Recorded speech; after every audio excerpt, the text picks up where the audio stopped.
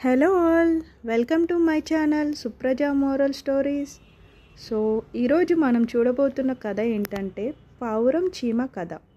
So ముందుగా మనం స్టోరీలోకి వెళ్ళే ముందు ఇలాంటి మరిన్ని ఇంట్రెస్టింగ్ వీడియోస్ కోసం please like, share, comment and subscribe to my channel. Ramapuram అనే ఊరిలో గోదావరి నది ఒడ్డున ఉన్న మర్రి చెట్టుపై ఒక పావురం నివసిస్తుంది. ఆ చెట్టు కింద ఉంటున్న చీమలతో దానికి మంచి స్నేహం కుదిరింది.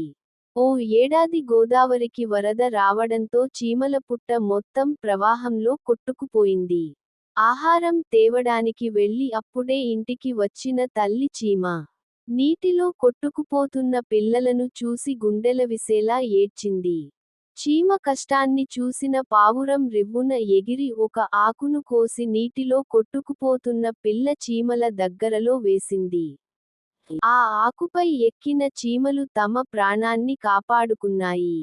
ఇది గడిచిన కొన్ని రోజులకు పక్షులను వేటాడుతూ వస్తున్న వేటగాడు చీమ కంటపడ్డాడు.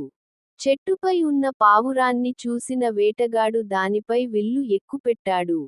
చీమ ఎంత పిలిచినా పావురానికి వినిపించలేదు. చివరకు చీమ ప్రాణాలకు తెగించి వేటగాడి కాలును గట్టిగా కుట్టింది.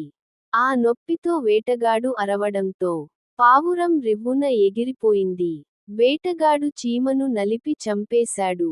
దీనిని గమనించిన పావురం తన కోసం ప్రాణం విడిచిన ప్రాణమిత్రుడైన చీమకు కృతజ్ఞత చెప్పుకుని ఆ చీమపిల్లలకు తానే ఆహారం అందించి పెద్ద చేసింది. పావురం, చీమలు కలిసిమెలిసి ఆనందంగా గడిపేవి.